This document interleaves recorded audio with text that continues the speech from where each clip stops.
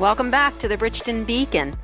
Speaking with me today is Bridgeton native Catherine Hardy. Catherine owns and operates two separate properties that she collectively refers to as a whiskey array. Catherine moved back to Bridgeton after being away for a few years to raise her family out in LA, and she purchased in 2019 property out in Roadstown that is referred to as Whiskey's Corner. And then a couple years later, 2021, purchased a property right in Shiloh, Hopewell, New Jersey, Whiskey's Bridge. And she has painstakingly rehabbed and decorated beautifully both of these properties. And she's here to share with us what led her back to the hometown and what has led her to build up these two properties and rent them out and share all that good stuff. So Catherine, welcome. Hi, how are you doing? I'm wonderful. Thanks so much for speaking with me.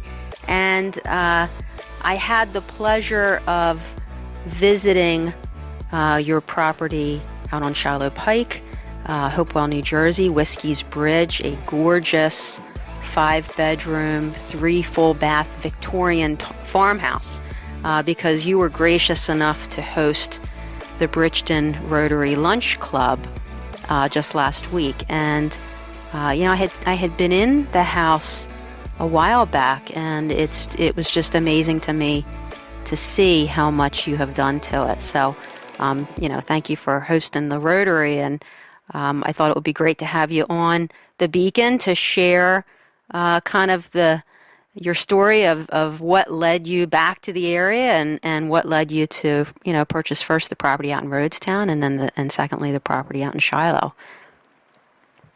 So we were talking before we started recording, and you were sharing all the good stuff about why you're doing this and what led you to do it. So share it with us. Yeah.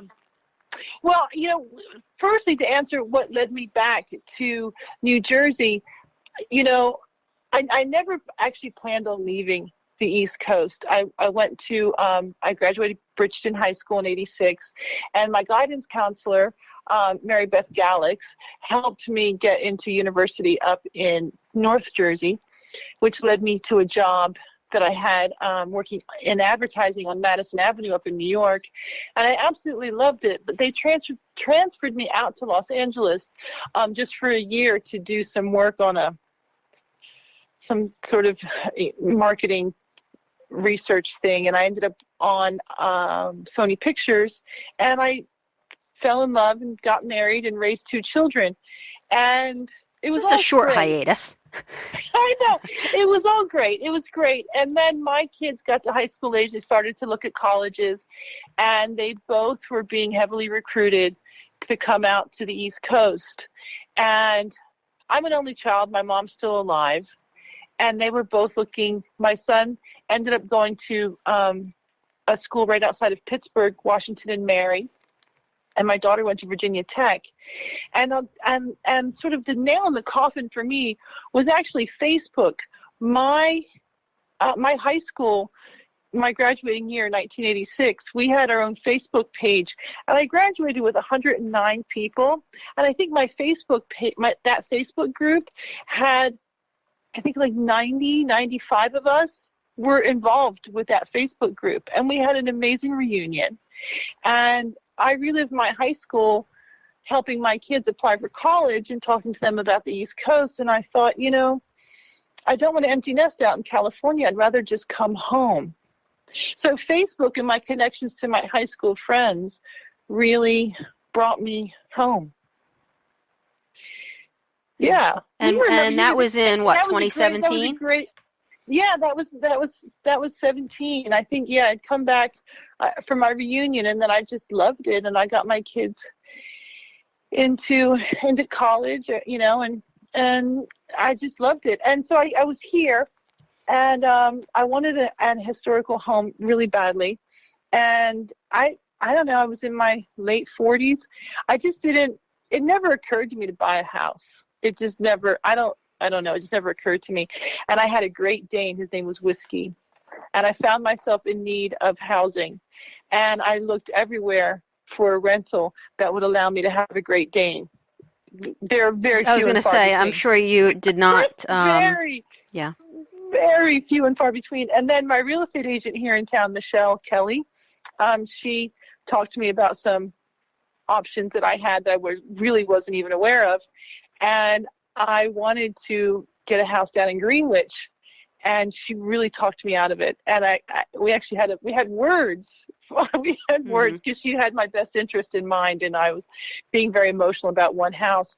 And on her way home, she got a call saying that someone would like her to represent the house in Roadstown, and she walked in and said, "This is Kathy's house," because this is everything she wants historically, but she's not so far out that she'd be too far away from family and friends if she's going to be living alone with a Great Dane.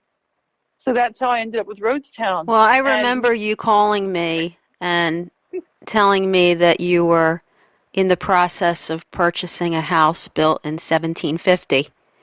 And Absolutely. I have to admit, at first I was like, "Oh, that's an old house." And I grew up in a Victorian house, and I know I saw what my parents kind of went through. They can turn into money pits, right? But the house out, and tell us about the house out in Roadstown, because it's a converted tavern and stage coach stop, which is really, it's so much history. Yes, it was originally a stagecoach stop, and the house, the house, the family lived in it, and then they had the stagecoach stop, and you can see where they, brought the two businesses together and created one big building, and it's held together by those pegs, the wooden pegs. It's absolutely gorgeous, and it has so much history. 2 staircases, and when I got that house, it had been empty for a little while, and 3 of the rooms had the original shiplap plaster with horsehair and everything in it. I really wanted to keep that. So they told me I had to fill the propane tanks, get the house up to 85 degrees, and dry it out.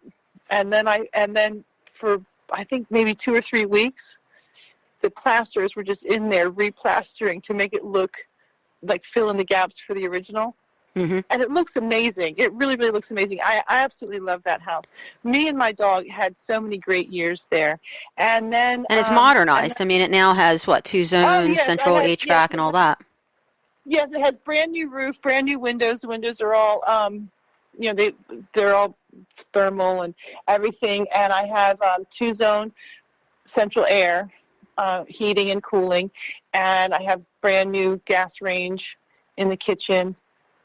Yeah, it's got modern amenities, and I just love the house. I put it together thinking that I was going to grow old in it, so It's got everything that you want. You lived in it for a period of time, and then made a decision at some point to begin renting it out as a short-term rental. So how did that idea come about?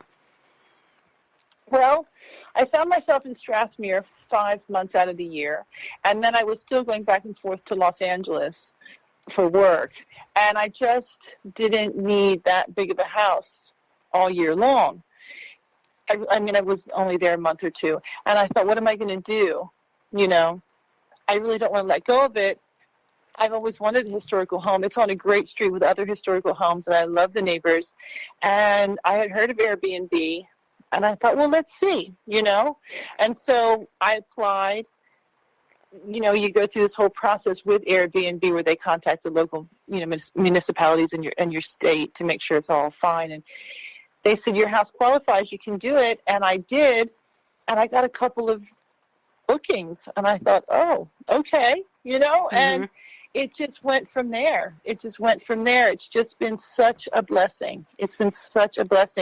And I had Roadstown as an Airbnb until 21. It's still an Airbnb. But in 2021, I was busy enough and turning people away that I decided, well, I could keep 2 running,